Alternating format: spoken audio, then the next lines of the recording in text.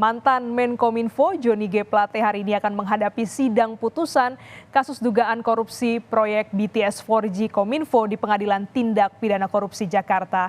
Informasi selengkapnya kita sapa jurnalis Kompas TV Triksi Valencia di Pengadilan Tipikor Jakarta.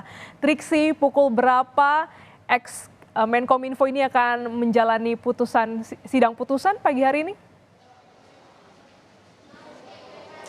Ya, Glenis, menurut agenda memang pukul 10 pagi waktu Indonesia bagian Barat akan menjadi agenda dalam pembacaan vonis terhadap 3 terdakwa. Salah satunya adalah mantan Kominfo yakni Johnny G. Plate, lalu kemudian juga ada Anang Ahmad Latif, lalu ada Yohan Suryanto. Ketiganya akan mendengarkan vonis yang akan dibacakan oleh Hakim Ketua pada hari ini setelah pada 2 hari sebelumnya ini membacakan duplik atau pembelaan terhadap replik yang sudah dibacakan oleh jaksa penuntut umum.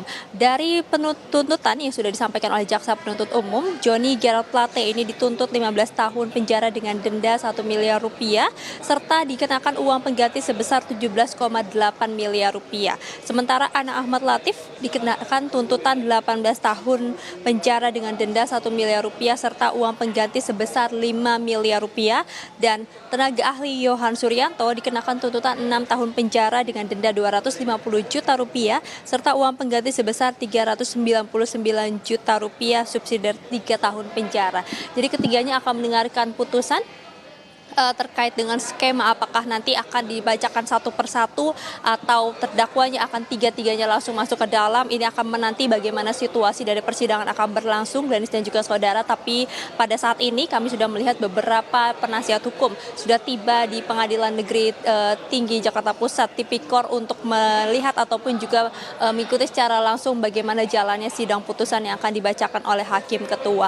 Diketahui memang ketiganya ini terseret dalam kasus dugaan korupsi dalam menara BTS 4G, di mana kalau dari Johnny G. Plate kita mendengarkan duplik kemarin yang meminta untuk membuka 24 rekening atas nama anak, istri dan juga perusahaannya, di mana dari penasihat hukum menyampaikan bahwa tidak ada aliran dana yang ditemukan mengalir ke 24 rekening tersebut. Sementara kalau dari Anang Ahmad Latif, penasihat hukum ini meminta untuk majelis hakim mengurangi denda atau uang pengganti yang dimintai kepada terdakwa lantaran Anang Ahmad Latif hanya menerima uang sebesar 5 miliar rupiah saja. Lalu sementara untuk Yohan Suryanto, dalam dupliknya menyampaikan bahwa dirinya tidak bertemu dengan kontraktor maupun juga dengan subkontraktor secara tidak sah dalam rangka menentukan pelaksanaan pekerjaan sebelum diumumkannya lelang pengadaan proyek BTS.